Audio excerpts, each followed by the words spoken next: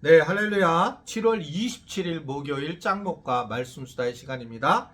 오늘 주시는 말씀은 사무엘하 21장 10절부터 22절의 말씀인데요. 하나님 말씀을 보시겠습니다.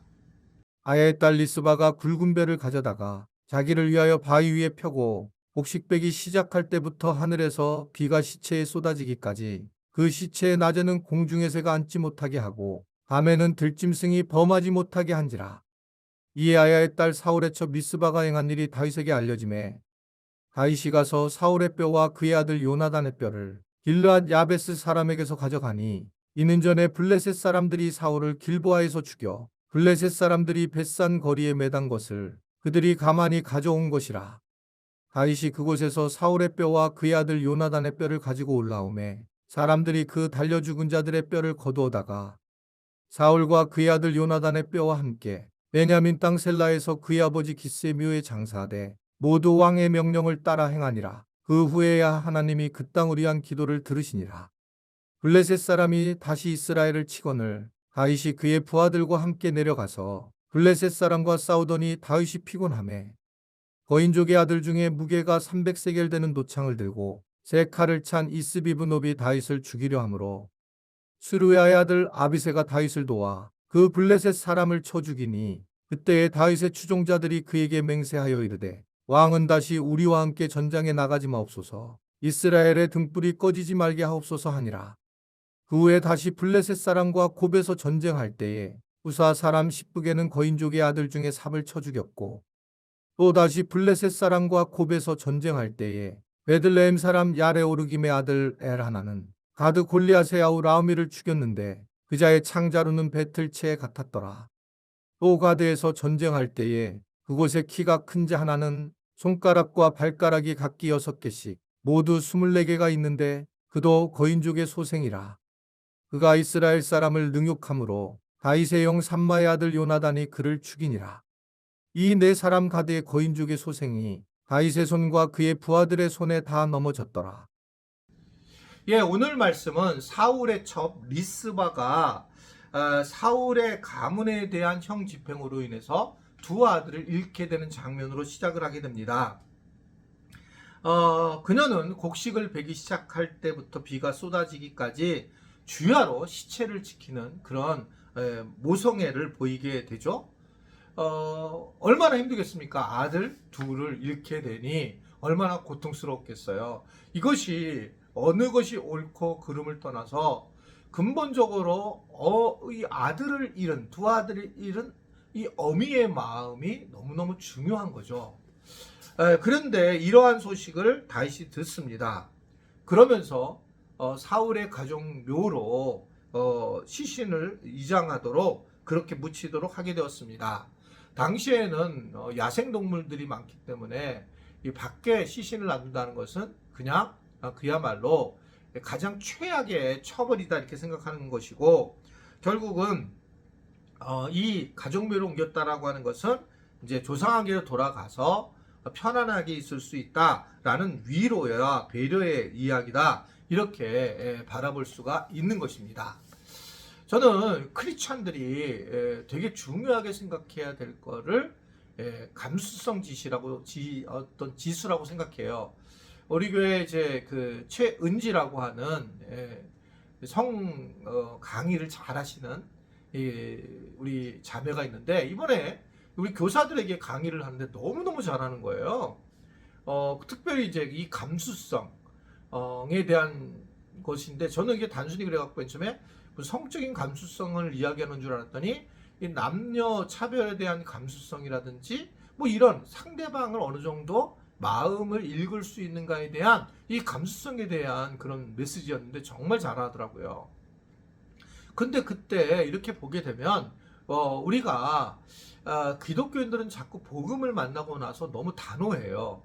그러니까 복음이라고 하는 것이 너무 강하고, 어떻게 예수 그리스도를 믿고 그 예수님 때문에 모든 문제를 해결할 수 있으니까 우리가 그 예수님을 믿고 난 다음에 특히 복음에 아주 굉장히 앞선 분들은 굉장히 강력합니다. 너무 당연하죠. 그래서 복음 안 하면 충분합니다 라고 얘기를 하고, 우리가 스스로 또한 우리가 같은 믿는 사람들께 그 얘기를 해야 돼요. 예수면 충분하고 복음이면 충분합니다. 이런 얘기를 해야 되는데 세상에 안 믿는 사람들에게 그렇게 얘기하는 건 잘못된 거죠.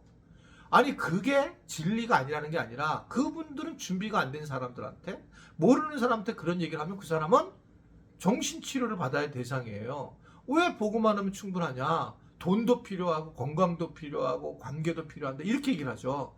그러니까 이런 부분에서 우리가 감수성 지수가 잘못되면 기독교인들이 도리어 세상 사람들에게 손가락질을 받고 지금 우리가 이렇게 교회가 계속 어렵게 된 이유 중에 하나가 저는 이 감수성 지수의 부족, 공감 능력의 부족, 세상 사람들이 얼마나 두려워할까에 대한 이러한 공감 능력의 부족 때문에 이렇게 된 거라고 보여져요.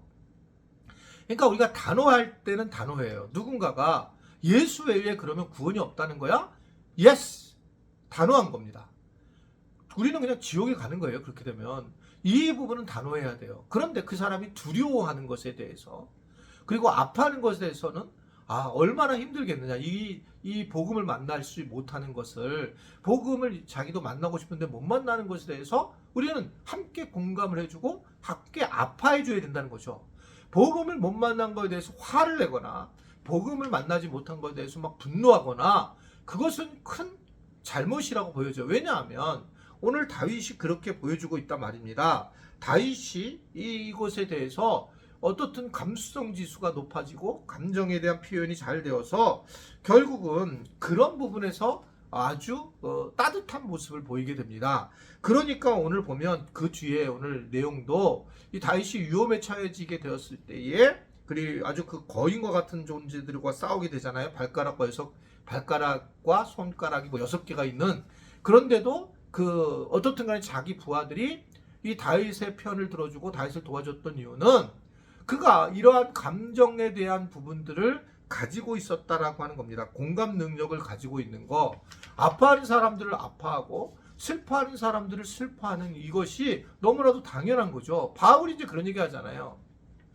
슬퍼하는 자들과 함께 슬퍼하라는 거예요. 기뻐하는 자들이 함께 기뻐하라는 겁니다. 복음은 그렇게 흘러가는 것이지 우리가 복음에 대해서 막 설명하고 가르쳐서 되는 게 아니다. 우리 교회에 들어와서 확신반을 들어왔을 때는 그렇게 가르쳐야 되지만 세상에 나가 있을 때에는 우리가 감수성, 감정지수가 높아지는 게 더 중요해요. 얼마나 힘들겠느냐, 얼마나 그렇겠느냐. 그래, 그렇게 하는 게 너무 당연하지. 이런 사람이 생활 선교사예요. 그냥 눈이 빨개져가지고 복음을 전하는 것이 아니라 우리끼리 다시 말씀하면 우리끼리는 예수 그리스도면 충분합니다. 아멘이세요? 복음이면 충분합니다. 아멘이세요? 이건 아멘 하셔야 됩니다.